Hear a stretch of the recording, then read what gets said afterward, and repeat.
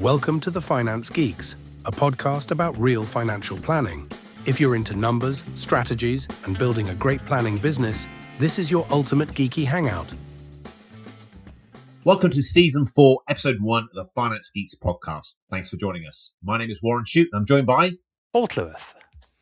And today we're discussing, will I be okay? But before we do that, Paul, since the 17th of December, what have you been up to? Well, that was the day that I actually went on holiday with my family. We were fortunate enough to go to Australia on the 17th. I took them to Australia and Hong Kong on the way home. So very fortunate, yes. Had a great time. Went to Sydney and Brisbane and Noosa Heads and then Hong Kong. So that was great. I tell you what I've also been doing that's fun. I've been watching a bit of last night, because it's a long film, the 4K version of Lord of the Rings. It's the 25-year anniversary of the Fellowship of Rings. So I was watching a bit of it last night because I'm into quality sound, quality vision, and I bought an expensive steel box set on the subject. We are so similar yet so different in so many ways. From a work perspective, we did our Trails Bulletin at the end of the month in January. We do a biannual budget, so winter and summer. We did that. They got that out. And we've been updating our service propositions as a business. So that's all interesting, creating some new PowerPoint presentations. And last week, I'm sure you know this, it was Financial Planning Week. So I actually went to Hitchin Boys School and I spoke to about 200 sixth formers and I presented to them on the topic of financial literacy. So it was coincidence in a way that they happened to have this week where they got individuals like myself in business owners or talks on student loans, and I talked to them all on financial literacy. And how did it go? Really enjoyed it. Did it go well? Well, I mean, I thought I was losing them a bit throughout the 45-minute chat because some of the times they were talking, but apparently the teachers afterwards said to me that they were talking about the subject matter. And then I had some Q&As. I interacted with the kids, and afterwards, these are young men, 17 and 18. It's all boys. Quite a few of them came up to me, asked more questions, wanted to do some work experience, and it was really great.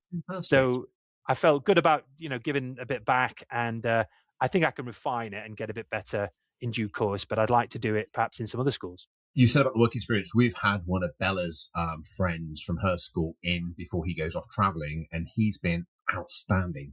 Oh, really? Really opened my mind to the younger generation and their skill set that they can bring to the business.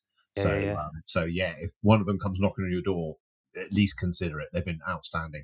I did take a leaf out of your book because you've done this and spoken in schools. And one of the things I recall that you mentioned was about just encouraging kids to be the best they can be and try to be uplifting. It wasn't just about trying to bore them with finance and what's money and how it works and what it means to be rich or wealthy and talking about compound interest. I was just telling them that they can be whatever they want. If you work hard and you really want it, So that's a bit about me. What have you been up to, Warren, since the 17th of December? It moved. It last. No more talking about the house move. And how did it go? The whole thing, was it fairly smooth in the end, or? It was probably the hardest thing I've done, I want to say, ever. Wow. I did the Liège Bastogne bike ride, and that was extremely hard. This was really hard. Are you talking about physically demanding or emotionally stressful or just both? I normally about 9,000 steps a day. And I kind of make it up at weekends to do about 17. I was doing about 16, 17,000 steps a day. All right. And I don't know about you, but I was bombarded with questions. Hey, Warren, do you want this in this room? Hey, Warren, Hey, Warren, which room is this room? I was like, oh my. So Nikki was at the original house. I was at the new house, organizer. Fantastic removal guys, but just the barrage of questions and stuff, and I was exhausted by that day. And then, really interesting thing that I learned about myself is I'm a really positive person. Settling into the house, the first couple of days, I didn't like it. I didn't like it. Yeah, didn't like what? The settling in. You like your house. I love the house. I didn't like not having a home. Where things were. But so it took Nikki to put the family photos up, put things out, and things like that to make it okay. This is home now, and I felt it was very interesting psychology. I haven't moved for 21 years, so it was a big change. And but we're over the moon. We're very happy, and the team are really happy. They're all settled in. So the office has moved to there as well, hasn't it? As well as your home. Yeah, the office was down for 24 hours. Clients were really understanding, and we got them up and running first, so that the office moved first, got it all set up. and everything else. And they're really pleased because before they were in 2 rooms. One room, but there was a partition between it. Now they're in one big room all together. There's lots of banter and chat going on and stuff like that. It's difficult, isn't it, to move office? Like the systems, the phones, the computers, the setup to make sure it's functioning, the printers and all of that. That's definitely demanding. Yeah, so glad you did that so quickly. Lucky we use Teams phone line, so we're VoIP completely. Okay, that was seamless, and our IT guys came in, sorted out all the printers and things like that. So what else? What else then? What else besides moving office and home have you been up to? You've been away, haven't you? Yeah, foolishly, before we even found the house, we booked a safari in South Africa. So that was all booked and paid for. So we had a safari in January. I booked and did because I'm very much into experiences. Experiences expire. Ollie, my son's 21 this year. We're very mindful about how things are planning out with age. And I knew they'd all love it. Nikki, Ollie and Bella knew they'd love it. I was going along for the ride. I loved it. What an incredible experience. I was the one who was going in the Jeep, went and swore out loud when I saw a massive giraffe in front of us. Really? And then I was kind of, I wouldn't say praying, but wishing, hoping I'd see an elephant. And we saw an elephant walk straight at us. And so if you think about the animal, it just comes out of nowhere, does it? Is that what happens? Well, hey, manifest your outcome. It's like, just think and I will achieve. I like the fact that you're practicing what you preach. You talk to your clients, and as I do, about going on adventures and nice holidays and stuff, and getting on with it. Who booked it all? Did you arrange it, or you'd use an agent or something? Okay, so normally we would do all the holiday booking ourselves. Nikki loves doing that sort of stuff. But because in South Africa, I've never been there before, we use a travel agent. And I'm so glad we did. So glad. It was an amazing experience. Everything from landing, being put through, transfers, the whole thing. So, Audley Travel did a fantastic job, looked after. My daughter Bella's just gone last week traveling to Southeast Asia. She's in Bali at the moment, teaching. And we're going out to see her in a couple of weeks' time, and we're going to use the same travel agent. Tremendous. So, yeah, it's cool. So this new episode, this new series 4, episode 1, we're going to do the focal point now, aren't we? We should get on with it. It's the question that we've come up with is, will I or will we be okay? So why don't you just start off and say, what does that mean to you? And do you think it's a pertinent question in the to do with financial planning? We sort of talk about what is financial planning and what are we delivering, and I think really that is there's a thing which I refer to as the primary question, the thing that you constantly ask yourself. And I think that's the primary question that the individual clients are asking themselves when they sit in front of you. They want to know if they trust you, they like you, all that sort of stuff. But it's really what they want to know is, will I be okay? All my plans, hopes, aspirations, all the things I want to do, whether that is just send my children to private school or through university, or will I retire okay? Will I be okay? I think that really what we're offering is peace of mind or a solution to that question. It makes me think about what it is that I do for my clients, and although you ask people what's on your mind and what do you want to get out of the meeting, what do I often say to them? I sort of say, why are you here? Yeah. And, you've had a chat on the phone before they come in, and they'll, they might say, oh, well, I've been referred to you or found your details or whatever. And, I've got these pensions all over the place. And they sort of jump into this sort of discussion of themselves because you're asking all these questions, but secretly they're asking a couple of things. They're asking themselves, do I want to work with this person? Yeah. And can I trust them? And I think subconsciously, because clients don't actually ask the question, will I be okay? Maybe they do sometimes, but generally they're probably asking themselves, are you going to look after me?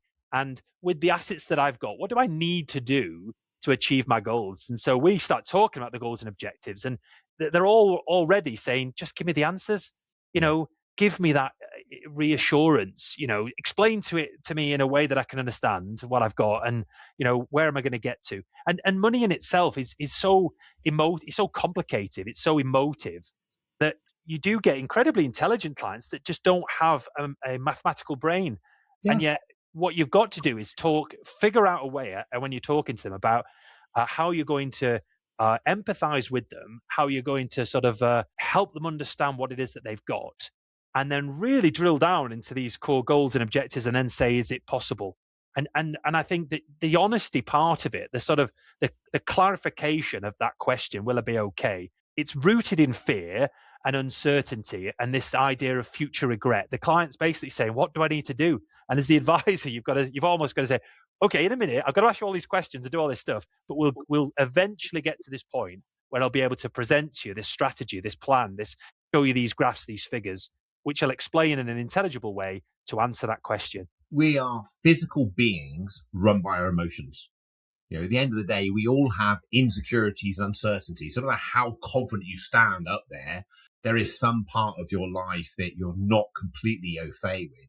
Yeah. And when we make decisions, or when we ask these questions, will I be okay? We often want to sort of justify it or prove it with logic, and it's the logic of numbers. An emotion and emotion don't really sort of get it done. So when the client comes in to see you, and they're internally asking, will they be okay? Is how can I help? If you could achieve one thing from today's meeting, what would it be? That's typically the question we would ask. Yeah. And they'll blurt out that I want to retire at this age, and can I afford to retire, or I've just come into this money, whatever their issue is, their thing, their story. Yeah. And then we show them, typically empathize them and show them with logic, with numbers, building a financial plan for them. Yeah. It's interesting because the skill set that an advisor has to have.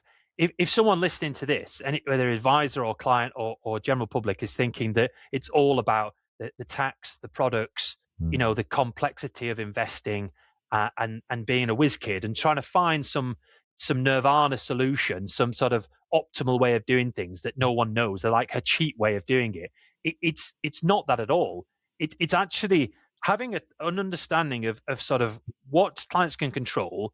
The simplest solution is often the best one. So it's why both of us advocate the use of market cap investing, low cost, evidence based. And you think, right, there's a way to invest, and I'm going to explain to you in simple terms how to do that. Things like pensions are complicated, products are complicated, and so the skill set is into two for me. It's the technical aspect and the numerical aspect of sort of showing the client with figures and showing them how you can demonstrate savings for tax and all of that. But at the same time, remembering that they're not a robot, they are a human, and you've got to sort of pause, get back to having a cup of tea and asking questions and listening, and sort of build that rapport with the client. Because all the time, it's all about the relationship. And I can't stress it enough that's where I think that our USP is. It's what I think about the most, how am I making them feel? Am I doing my job? But at the same time, am I building this trust with them? Am I demonstrating my integrity to the point where they go, good, Paul, what do I need to do? And you just tell them. You spoke about the product set as well. And I think the clients don't want the products. They want what the products will deliver them. Yeah. They want the outcomes, don't they? They want to make sure that they don't want a life insurance policy. They just want to know that if something happens to Johnny, I'm going to be okay. If my husband or my wife were to predecease me, okay, I don't have to sell the family home. The kids can stay in the school. We can carry on our lifestyle as it is. It's a tough time. They don't want a pension. Yeah. They just want to know that, hey, if we follow this program, we keep it under review, you're going to be okay. This is the outcome. It's almost like with the fact that we're bombarded with so much news all the time, I got to say, I'm overwhelmed by it. The idea that you go on social media, you read the paper, you read the news on your phone, you'll watch the TV, however you consume the information, there's so much of it. And that's, I was saying to you earlier on, that phrase that information is not wisdom. There's a lot of information out there, and people are now getting their answers through from AI, and they're putting and I've tested it a lot. And I found that sometimes it's amazing and other times it makes mistakes. So you think, okay, clients are coming to you. They realize, I think, that there's no such thing as certainty. Most sensible people realize that you can't guarantee. You would never say, well, I guarantee you 7, 8, 9% returns. Anybody who does that, it's too good to be true. But what I think that they want is this reassurance, and they want honesty. And they want they want brute honesty, but they want to have an impartial viewpoint and some clarity to where they are. And so if they've consumed some information, you might not always know about this, of course, but if it's general news, if it's markets confidence, if it's an issue with whether it's a decline or markets have gone up, our markets at a high point, all of this, it's like, how can I explain this back to the client in a way that I think makes sense, that's got some sort of logic to it? And what are we going to do with that information? Because I want to encourage the client half the time. I want to make sure that they realize that they're doing the right thing.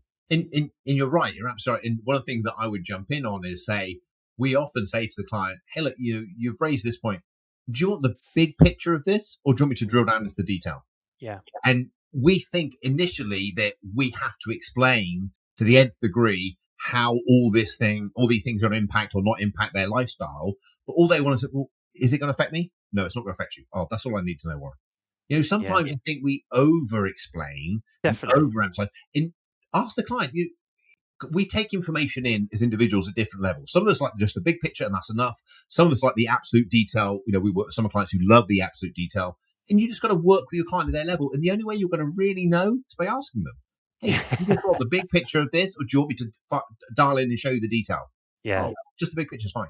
Yeah. It makes me think about all the correspondence that we give to our clients. And we, as an advisory firm, we think that clients are sort of consuming the newsletters that we send to them and the articles and the emails. And I remember having a conversation with a client of mine who's been with me. I've been working with him for 25 years. And I said, sort of, do you log in to Transact? Do you sort of read the newsletters? He went, no, don't do any of that. I said, so you think you're adding lots of value through these clever articles and, documents or giving them an app to log in on. And he said, look, I just want to know that it's going to be okay, that when I call you, you're going to make me feel special. You're going to be honest with me and you're going to look after me. And he's just basically said, just tell me what I need to do, because the money aspect of it, some clients are interested in it. And there's definitely aspects of it that when it affects them, of course, they're interested in it. Am I going to run out of money? A very important question. Do I have enough liquidity? Do I have enough cash? Can I afford to give a lump sum deposit to my child for a house? Can I do? And you can demonstrate those things, but ultimately it's very much about giving them peace of mind. And it's one step at a time. It's finance and good planning is about reducing stress and anxiety as it is anything else.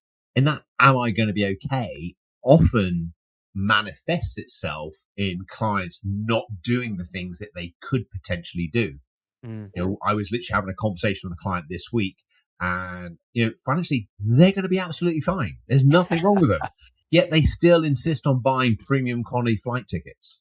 And I'm like, look, we have a conversation where they're going to do the Australia, New Zealand, Japan trip. And it was like, going to be one of their last long haul trips. They don't enjoy flying and stuff. I'm like, look, have your cash flow next to you when you go online and book your flights. And do not even look at the premium economy or the economy tickets, because logically it's hard to justify.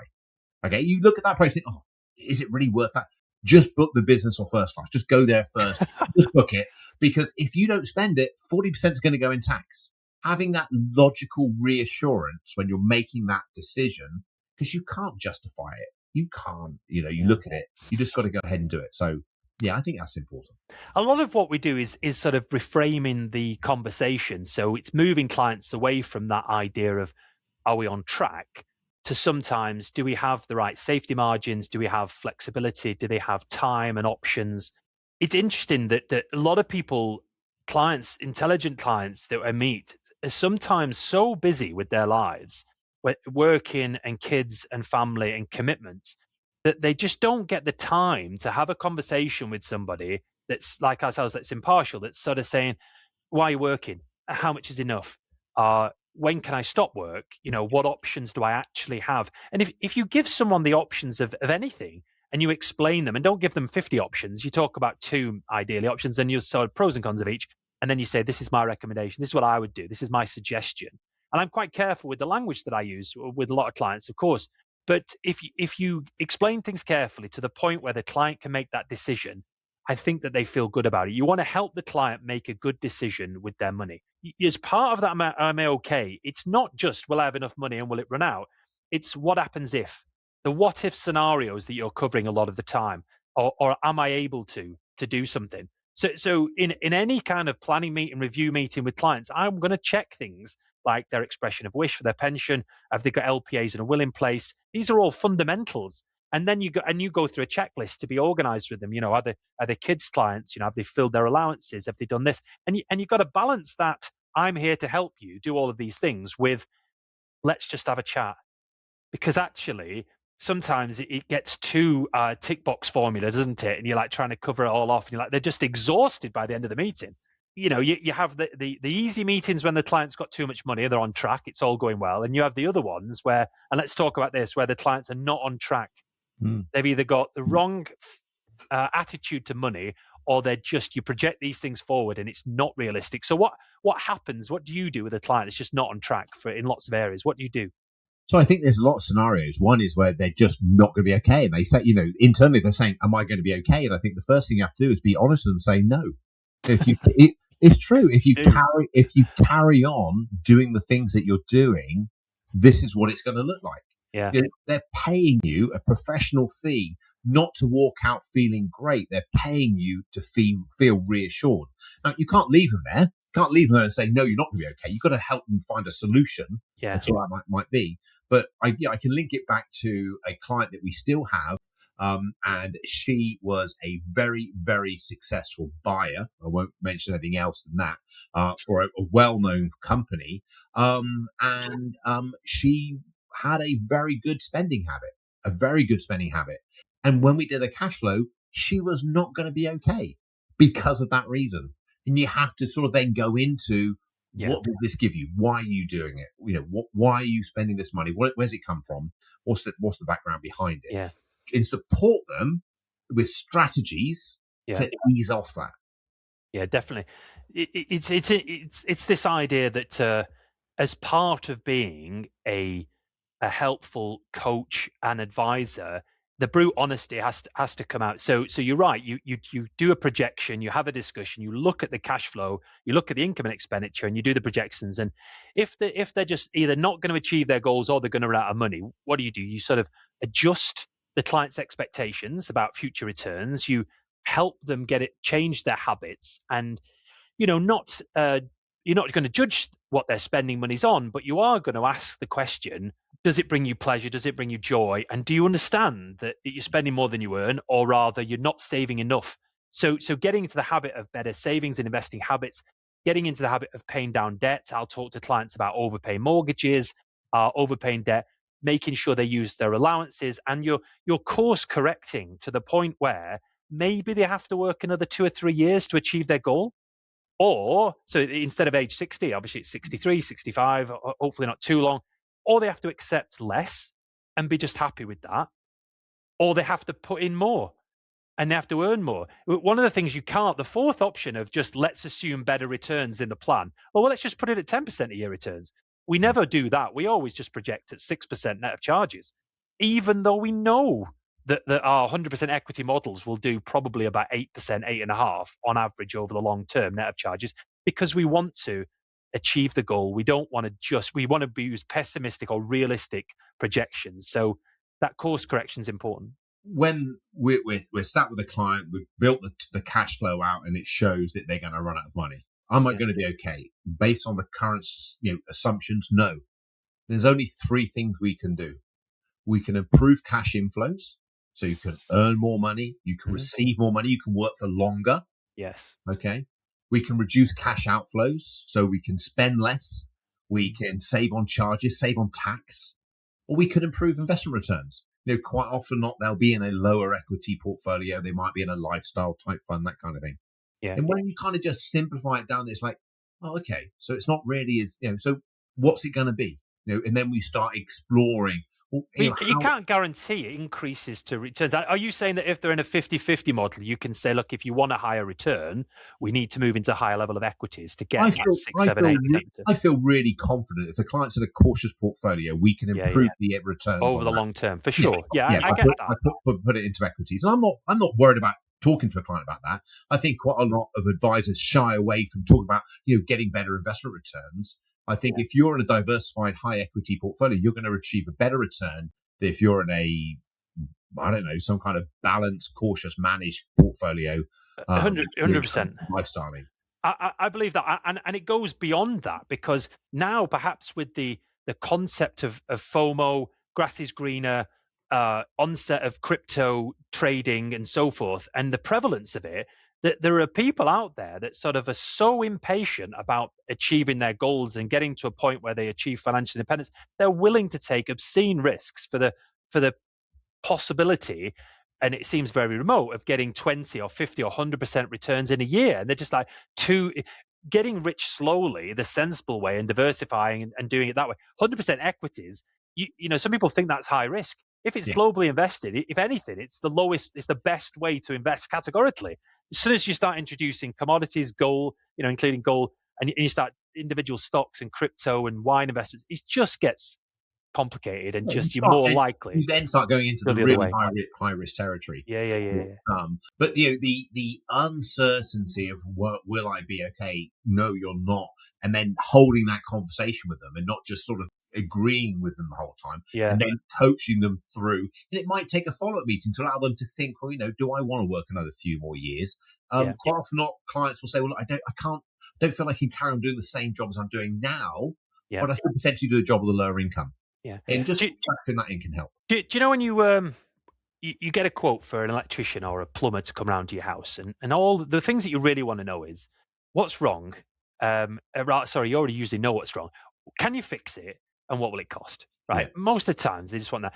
And when someone gives you a quote and it's reasonable and they put it into perspective, they come and turn and get it done. That is amazing. That's brilliant. So I think that when you relate it to financial planning, the relief from a client's point of view comes from knowing the next step. So that what they're really asking for is, what should I do? And you go in, good, there's a lot to solve here, but let's focus on this one point and let's do it in stages. These are the main things you need to do. And don't overwhelm the client. Because I was saying to you earlier, this good financial planning reduces stress and anxiety. And it's been shown in studies to lower cortisol levels. Clients are getting better sleep. They're thinking clearly. They build their relationships with you and with their partner better. And it's not just about the sort of the portfolio return. Do you know why it reduces the cortisol levels? Well, they feel less stressed. Yeah, but why do they feel less stressed? Because you're helping them and taking that away from them. You're doing it for them. Because you're absolutely right. Because you're focusing on the solution. Yes. You've gone from a mirage of a whole number of things going on in your head, spinning around, and you've cut through the noise. Yeah. And you've focused on a solution, and you've given them something to focus on. And I think when we have something to focus on, whether it's good or bad, and that's where if it's not going to be okay, it's okay. Let's hold that moment. It's not going to be okay. What now needs to happen? Let's find that solution. And it's holding their hand, isn't it? It's financial security in itself is not just about the size of the pot. I've got clients with particularly large pots of money, and some of them are still anxious about losing money, about tax, about IHT, about giving it away, about spending it. And it's giving the client the confidence to do certain things. It's small tweaks, like you're encouraging them to spend a bit more money if the plan shows that they can do it. And it's not an easy step for everybody to take, but confidence in the plan itself, the plan being the strategy. If a client's got confidence in the plan, they're much more likely to believe the numbers. They're much more likely to take action and do things. And I think I'd rather have calm clients with modest wealth than anxious millionaires. It's just, I think it's almost as if I would rebuke myself and think I'm not doing a very good job if the client with a big pot of money is feeling stressed and anxious. They're like, well, you've got to sort of take that away. What are you not doing? What are you doing wrong that's making the client feel that way? Maybe they don't understand it. Maybe you're trying to over-explain it. You're not trying to promise perfection. What you're trying to do, as I say, is give them confidence and resilience in the plan in itself. Yeah, no, I agree with that. So do you think we've covered that? Is there anything else you wanted to add before we move on? Because I know that you're going to have a whole list of... It's a really big subject, I think. It's probably not dwelled on enough. And it makes me wonder about some of the presentations that I do with my clients about asking the right questions, getting them to not trying to overwhelm clients. It comes in I've been thinking a lot about the reviews that we do, the software that we produce and what I'm actually giving the client, because you realize that the best will in the world, the client's only listening to about 10% of what you say. That they're looking at your the way you look, you dress, the way are you smiling, are you nervous in front of them, how is it going? And then when I give them the report at the end, or rather I go through the recommendations and I say, does that make sense? Do you understand? You want to make sure that their yes actually means yes, that they do leave happy, and they realize that there's a few steps. We'll do these, good, we'll do those. And you're building this relationship, you're building this solution for the client of all aspects of the will I be okay? And it just takes time to do it. Yeah, no, it does. You're absolutely right. So we've talked about the Am I Going to Be Okay? There are in the show notes a couple of links that people can click on, one of which is an article that we wrote for our clients recently in our blog called Am I Going to Be Okay? So if you want to read that, do so. But do you have any quotes or anecdotes or anything today, Warren? I do. Let's have a look. So my first quote, I've got a couple of quotes. My first quote is, your focus determines your reality. Okay, your focus determines your reality. I'll give you an example. You can go to a party or a holiday with a loved one or a friend or something, and you come away, and one of you had a great time, one of you had an awful time. But it was the same party. Yeah. It is what we were focusing on when we were there. And think about that with your clients, what they're focusing on, whether it's the financial pornography that they're hearing for the 52 weeks of the year on the news, or whether they're focusing on your logic of numbers, will determine their reality. Yeah, very good. Like that.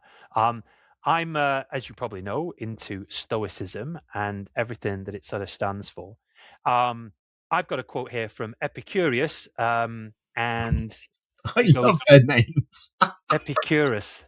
It's not Epicurious, it's Epicurus. And it's this, it's quite short, and it's the greatest wealth is peace of mind. Yeah, 100%. I'd agree with that. Yeah. Does that pertain to financial planning in terms of what you're trying to achieve for your client, peace of mind? Yeah, no, completely. And, do you want to do another quote? I have got another quote, another one from I got one. I don't jump in, so I got one. So I think a lot of the time when a client comes into you, they think what's happened in the past is going to be a continuation of the future. So if I've always had I've cut my cloth to meet my lifestyle, I'm just going to do the same go forward. And I always say to clients that your past does not equal your future. Yeah. It's our decisions that determine our reality.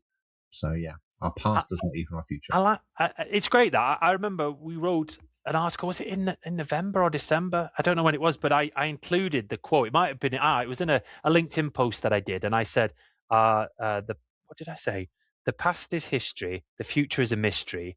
You've got to focus on the present because it's a gift. What is it? I'm trying to think of the quote. That's it. The future is a mystery. The present is a gift. Yeah.